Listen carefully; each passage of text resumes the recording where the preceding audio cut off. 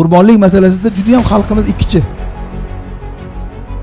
Rostdan ham buni bilmaydi, hukmini bilmaganligidan qilmaydi. Ayollariga vojib bo'ladi, chunki ayollarda kamida 5 kilo tillasi bo'ladi u kishining. Tilladan tashqari ustidagi ko'zlari narxini endi Xudo biladi qanchaligini. $1,5 ming dollarga bitta qo'chqor olaman dedi. "Va" dedi. Shuni olib kelib hovliga olib kelib so'yib, mashincha go'shtini ham oldiga hozir hammasi tarqatib yuboraman. "Hech katta ish qilar ekansiz" dedi. "O'zingizni nomingizdan so'yasizmi?" "Yo, 7 kishi nomidan so'yaman" dedi. Qizlariga vojib bo'ladi balog'atga yetganiga. O'g'illari balog'atga yetganiga vojib bo'ladi. Kelinlariga vojib bo'ladi ularni.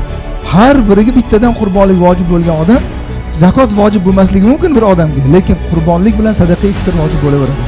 Chunki ani o'ydagi idish tovoqlarni hisoblasa, uni puli 100 million bo'lib ketadi. Gilamini o'zi falon pul. Hozir ani servanning ichiga taxlab qo'ygan idishlari bor, har biri bitta kambag'allik o'yidan qiladi. Shuning uchun qurbonlik vojib bo'ladigan qatlam juda ham ko'p. Sadaqa fitr vojib bo'ladigan qatlam juda ham ko'p xalqning ichida. Zakotning nisobi bilan sadaqa fitr nisobida farqi bor. Zakotning nisobini hisoblash bilan sadaqa fitr nisobini hisoblashda ikki xil ko'rinishda hisob kitob bor. Hojati asliya zakotda boshqa bo'ladi, sadaqa fitrda boshqa bo'ladi. Zakotda bir umrda bir marta ishlatiladigan narsasi bo'lsa, u hojati asliyaga kiradi. 10 ta gilami bor, bir yilda bir marta yo 3 yilda bir mehmon kelganda tayga soladigan gilam bo'lsa, u gilamni zakoti berilmaydi. Ya'ni nisob o'lchashda uni kiritilmaydi. Bu hojati asli deyiladi. Bu chunki 3 yilda bir kerak bo'lar ekanda u. Yoki uyda ancha idish tovoq olib qo'ygan, 100 ta mehmon chaqirganda ishlatadi uni. U 100 ta mehmonni 2 yilda bir, 3 yilda bir to'y qilganda chaqirishi mumkin. Undan boshqa vaqt chaqirmaydi. Hozir u ham yo'qolib ketdi-yu, ijaraga bo'lib ketdi-yu hamma narsa. Hali ham bormi? Ha. Endi zakotda mana shu mollarni hojati asliya deb qaraladi. Agarchi yilda bir marta iste'mol qilinsa ham. Sadaqa fitr bilan qurbonlikni hisob kitobida ular hojati asli emas. Shuni bilib olinglar. Ular hojati asli emas.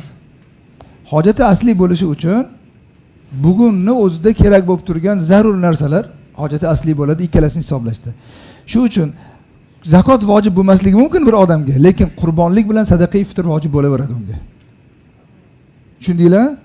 Chunki ani o'ydagi idish tovoqlarni hisoblasa, uni puli 100 million bo'lib ketadi. Gilamini o'zi falon pul.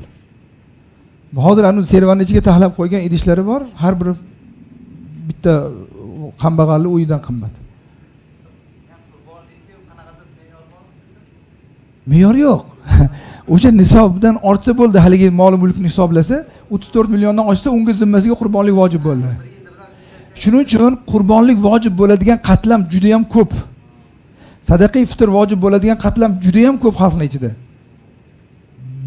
Endi xalqimiz bir tomondan to'g'ri qiladi.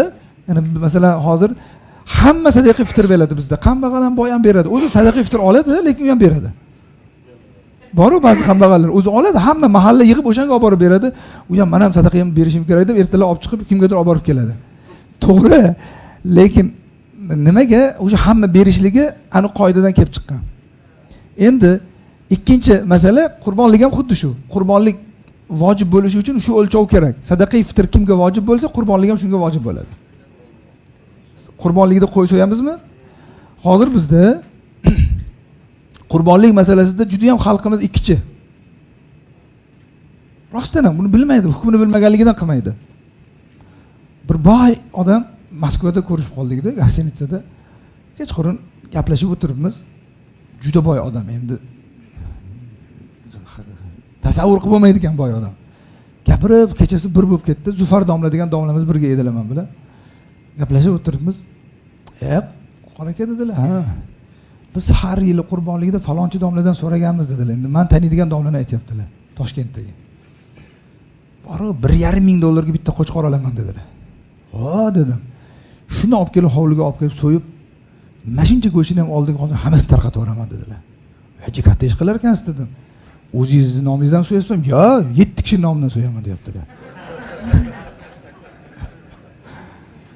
onalariga vojib bo'ladi u kishini. Ayollariga vojib bo'ladi. Chunki ayollarda kamida 5 kilo tillasi bo'ladi u kishini. Tilladan tashqari ustidagi ko'zlari narxini endi Xudo biladi qanchaligini. Qizlariga vojib bo'ladi balog'atga yetganiga. O'g'illari balog'atga yetganiga vojib bo'ladi. Kelinlariga vojib bo'ladi ularni. Har biriga bittadan qurbonlik vojib bo'lgan odam katta 1,5 mingga bitta qo'yni olib kelib so'yib, 7 kishining nomidan u maqtanish qarang. Shunchasini o'yga olib qo'ymayman, hammasini berib yuboraman deyaptilar. Hammasini o'zingiz yeng, aka, 7 ta so'ying dedim. O'zingizda qolsin deyapman-da, nima qilasiz uni tarqatib? Agar nima bo'lsa, u faxr emas tarqatish. Ya'ni u mustahab amal tarqatish. Asosiy masala iroqatud dam. Qonini chiqarish. So'yish asosiy masala.